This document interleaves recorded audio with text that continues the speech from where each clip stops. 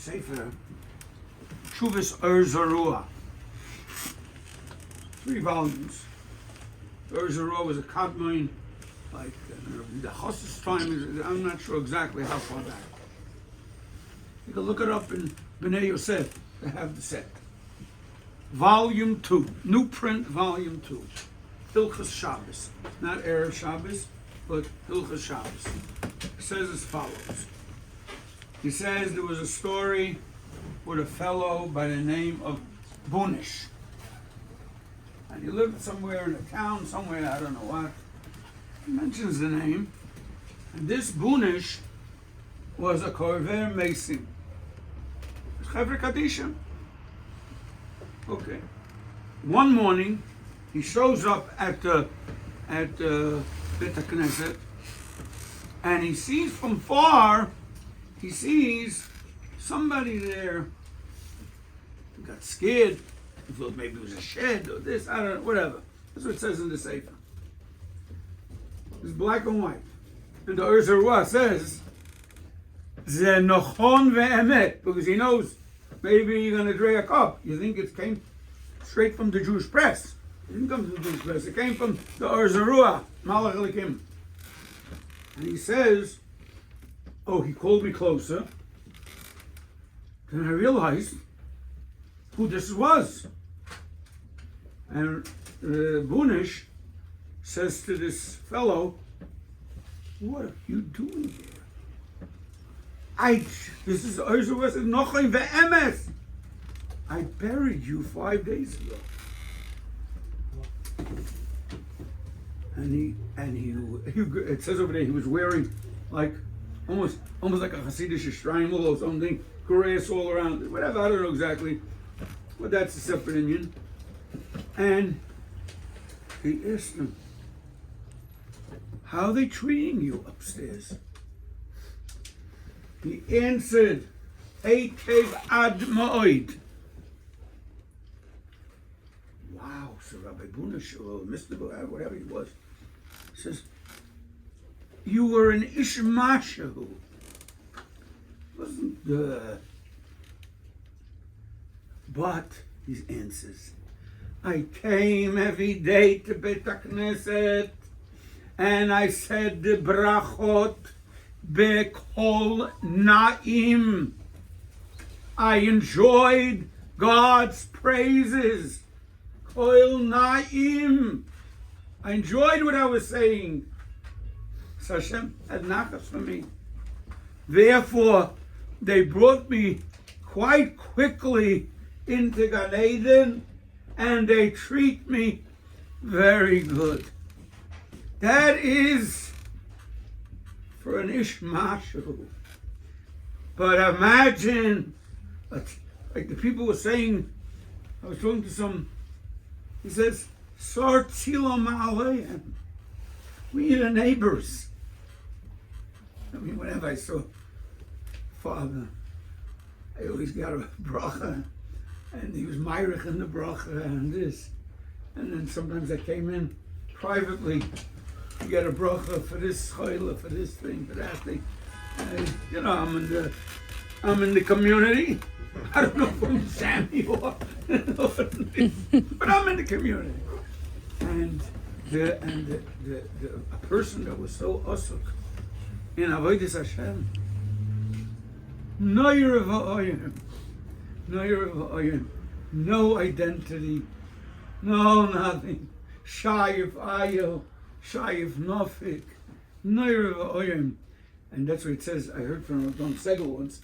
If I'm getting too long, tell me, please. Take your time. I have a problem. What? Take your time. What? Take your time. Take my time. He said, you know, it says in Parshas Achrei Mos, a little bit in Tetzaveh and this, it says, he should spray the blood ala kapoiris, and so on. It says kapoiris 10 times. So I heard from Don Segel, what's a kapoiris here? You have an oral, you have luchos, you have proven. There's so many. Okay, I know the kapoiris is important there if God says so, so it's very, very important. But why are you making such an issue of the kapoiros? What's the kapoiros?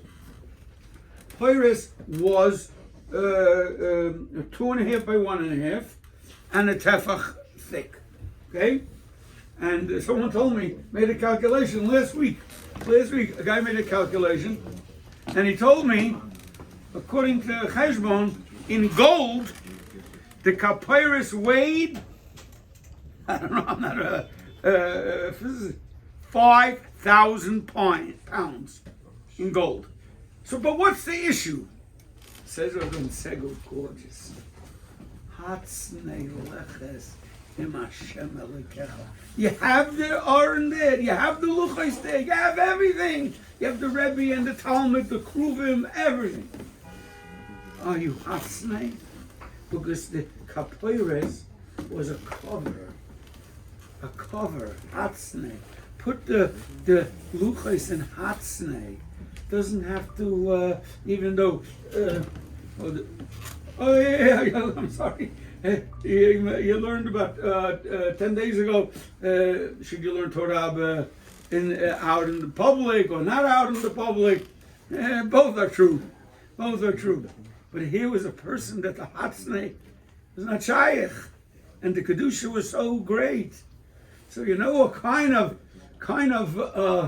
I mean, we have to learn from that.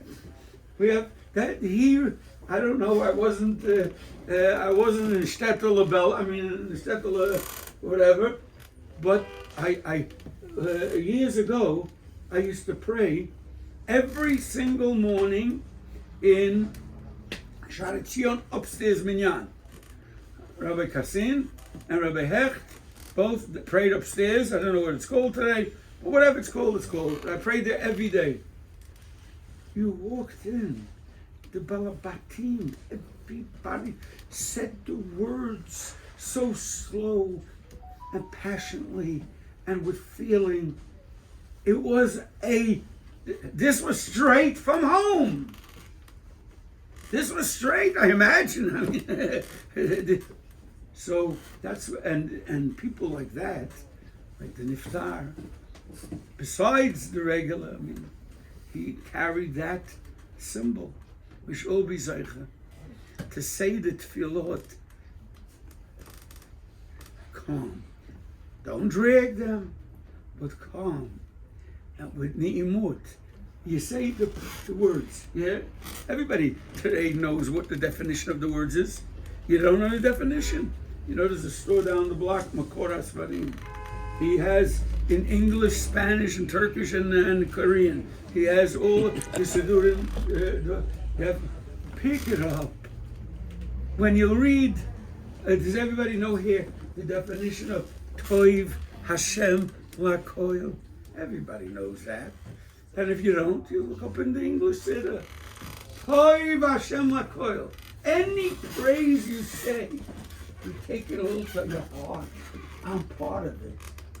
I'm part of it. Me also, even though my Shlomo Zalman, he knows, the neighbor knows. I'm Shlomo Zalman. But, even me, and surely such an Ish Kadosh, Hashem, I don't know how the Malach HaMavos came. I don't understand, because when you have such children that are learning Yoimam V'Layla, you know Yoimam V'Layla means, I'm telling you, I had to fight with them a while ago. Rabbi, you know what they put in over there, these guys? Yoimam V'Layla. So how did he even get close? I don't know. He's Zichri Baruch. Should be made a Joisher on the family. Should be made a Joisher on the community. Should be made a Joisher on Gans Klal Yisrael, and he should be Zeichet Mizake and Zeichet to bring the Geula Shalema for Kol Yisrael. Amen.